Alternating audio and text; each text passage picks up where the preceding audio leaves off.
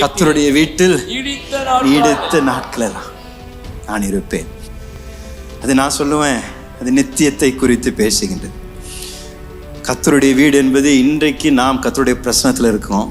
ஆனால் நமக்கென்று கட்டப்படுகின்ற சியோன் பட்டணத்தில் ஒரு வீடு இருக்கின்றங்க.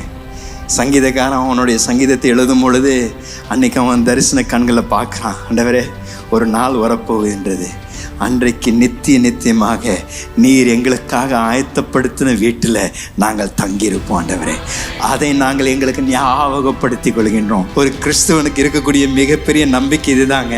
இந்த உலகம் தற்காலிகம், வரப்போகின்ற உலகம்தான் நிரந்தரம். இந்த உலகத்திற்காக நான் வாழலை, இந்த உலகத்தின் இன்பத்திற்காக நான் வாழலை, இந்த உலகத்தில் பெயர் புகழுக்காக நான் வாழலை. வரப்போகின்ற உலகத்திற்காக நான் வாழ்ந்து கொண்டிருக்கின்றேன். வரப்போகின்ற உலகத்திற்காக நான் இன்றைக்கு தீர்மானங்கள் எடுத்துக்கொண்டிருக்கிறேன். வரப்போகின்ற உலகத்திற்காக நான் முதலீடுகள் செலுத்தி கொண்டிருக்கிறேன். வரப்போகின்ற உலகத்திற்காக நான் பணத்தை நான் செலவழிக்க ஆரம்பிக்கின்றேன். ஏனென்றால் நான் இந்த உலகத்திற்கு சேர்ந்தவன் அல்ல.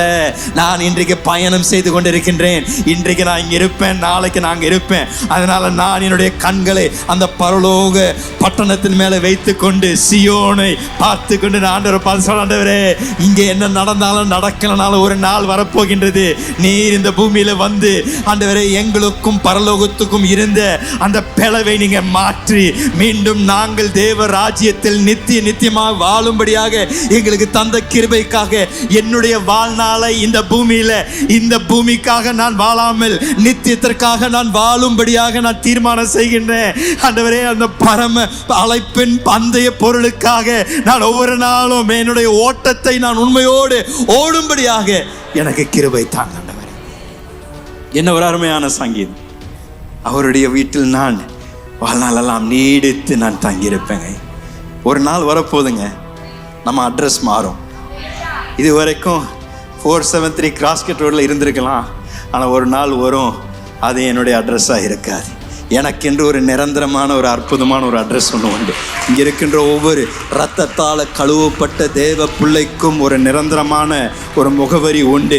அந்த நாள் வரும் பொழுது நாம் இங்கே இருக்க மாட்டோம், அங்கே குடி மாறி போக போகிறோம். ஆனால் அது வரைக்கும் நம்முடைய கண்கள் இங்கே இல்லைங்க, வரப்போகின்ற ராஜ்யத்திற்காக இருக்கு.